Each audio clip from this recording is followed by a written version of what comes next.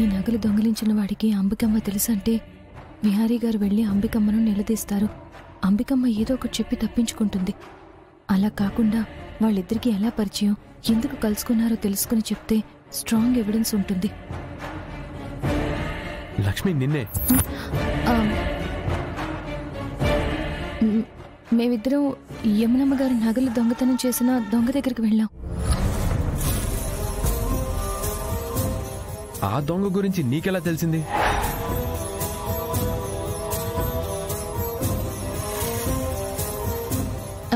నిన్న రాత్రి మన ఇంటి వైపు వచ్చిన వాళ్ళందరినీ మన ఇంటి సందులో ఉన్న షాప్ సీసీటీవీ కెమెరాలో చూస్తే ఒకడు రాత్రి బండి మీద వెళ్తూ అనుమానాస్పదంగా కనిపిస్తే ఆ పండును తీసుకుని అతని అడ్రస్ సంపాదించి వాడింటికి వెళ్ళాం.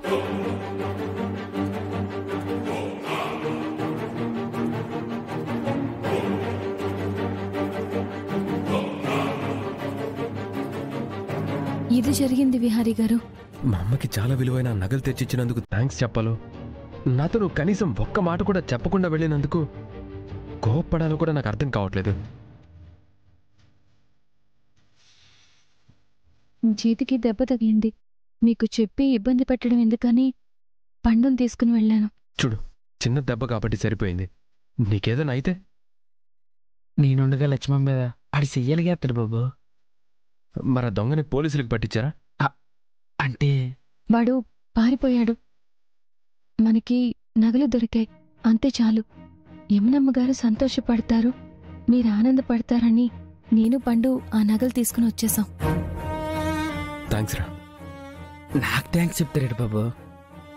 ప్లాన్ మా చెల్లిది, ధైర్యం మా చెల్లిది, ఫైటింగ్ చేసింది మా చెల్లి.